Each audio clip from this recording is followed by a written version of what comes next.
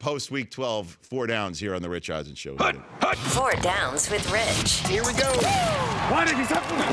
Okay, so we are now through a dozen weeks in the National Football League, and you know I've put the Patriots in the Super Bowl. Do you have any music for this, Mike Del Tufo? Thank you. All right. You know I put the Patriots in the Super Bowl preseason, right? And I'm still sticking with them. All right? And I know that them and the Steelers are going to have a great battle in Week 15, and we'll see in the playoffs. And obviously, the Steelers could easily go to the Super Bowl. The team that would give the Patriots the most fits out of anybody that's still standing, AFC or NFC, are the Philadelphia Eagles. Now, you're sitting there going, okay, so great take. Very good limb. They've got 10 wins. And then what, the team has 10 wins. But the one aspect about playing New England that we in the national media always talk about, and it's true, it's tough to beat Bill Belichick because he knows what you like to do best and takes that away from you and makes option 2 and option 3 beat you. You tell me what's the one thing the Philadelphia Eagles do most or like to do most. There isn't one. Yeah, there's not really one thing. There's not one thing. Even with the Steelers, it's like, okay, take Antonio Brown away. Let's see what you could do with Le'Veon Bell or stop Bell on the way to the quarterback to stop Brown. The Eagles have just, it's everybody. Everybody is just as dangerous as everybody else on offense. So you could say they'll take Wentz away, but Wentz has got a half dozen running backs, it seems, that can either run downhill to stop the rush or come out of the backfield and be a matchup nightmare. They've got a quick game with any receiver. Choose a receiver. Aguilar, Torrey Smith, Jeffrey, Clement coming out of the backfield, Ajayi. Just, there's so many different options of quick games. The defense can definitely get to Tom Brady with just 4 rushers.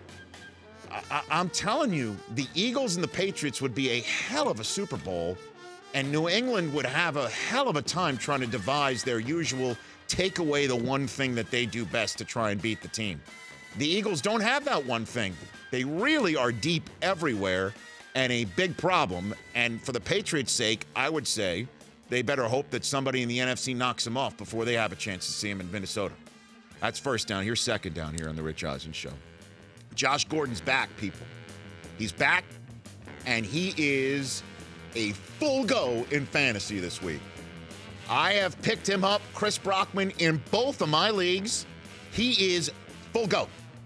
I don't care that he hasn't played a game in 2 years. I don't care that this will be the first time he's ever played a game, apparently, in his life where he is sober, that you don't know what Josh Gordon you're going to get. And certainly in this offense with Deshaun Kaiser or Kessler, you don't know what Josh Gordon is going to do. And I'm telling you, it doesn't matter. Josh Gordon is full go. And here's why. You ready? I'm not just going to say it. I'm ready because I'm very skeptical. Josh Gordon has in his career 9 100-yard receiving games. Now, I know you're saying, okay, he hasn't played in forever. He's played 35 games. He's got 9 receiving games in his career. The guys who he has had thrown to him in these 9 100-yard receiving games are named the following: Brandon Weeden, Jason Campbell, Brian Hoyer. As a matter of fact, with both Campbell and Weeden, Gordon's had 2 200-yard games. Don't forget what this guy looked like when he was playing. He's bigger than everybody else. He's more physical than everybody else. He's faster than everybody else. He's a 50-50 monster nightmare. He was available in our Jerry Cantrell Allison Chains League last week.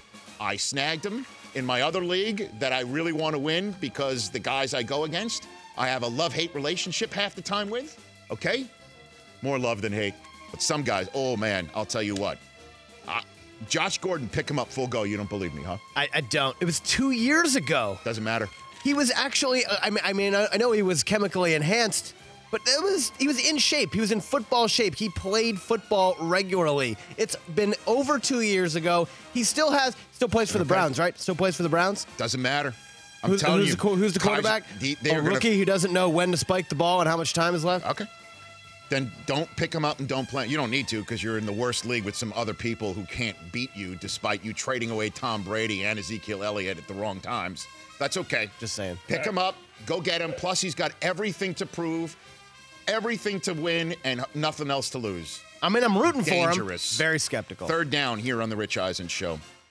Aqib Talib and Michael Crabtree, 2-game suspension, well-deserved. I know Jack Del Rio tweeted out last night, how is this possible that these guys get 2 games and A.J. Green and Jalen Ramsey got none? Here's why. Because those 2 guys slapped each other around for about 5 seconds before getting to their other corners. These 2 guys faced off on the field, spilled into the sideline where there are working members of the league and the press. Thank goodness none of them got rolled up on. And then they started going from there into the end zone and looking like they were ready to fight each other in a ring. A total, complete poop show mess that was. And then again, the league has to pass a rule that if a player is ejected from a game, they're not allowed to stay in the stadium in full view. Either in the stands like Marshawn Lynch snuck into after that fight with the Chiefs, or Crabtree hanging in a luxury suite. Are you kidding me? How does that happen? What a horrible optic that is. And the 2 games is there just in case they get it knocked down to 1. But they're sitting out, and they deserve to sit out. And that brings me to 4th down here on the show. 4th down. All right. Because of my injury, I thankfully have the hot tank plank closer this time. Oh, good job. So the Rich Eisen Show hot tank plank in honor also of Kennesaw State down in Georgia, which advanced in the college football playoffs. I'm holding the hot tank plank for my 4th down, regardless of down and distance. I'm going for it. I'm stopping dancing around here. Everybody's dancing around this team saying, look out for them. Everybody's tiptoeing around this team saying, hey, don't sleep on them. Do it. I'm done tiptoeing. I know you're going to do it right now. I'm done sleeping. Come on, baby.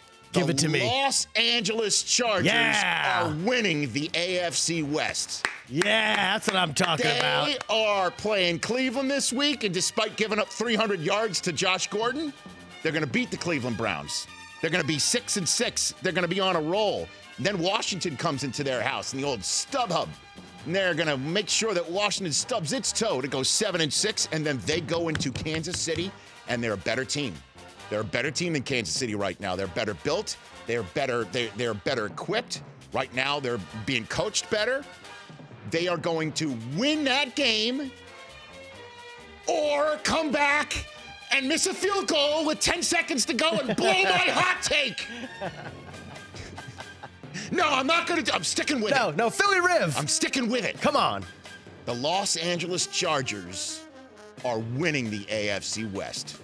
And that's my hot take, week 12. Take that for data. That's right, here on The Rich Eisen Show. The Rich Eisen Show, weekdays at noon Eastern on Audience.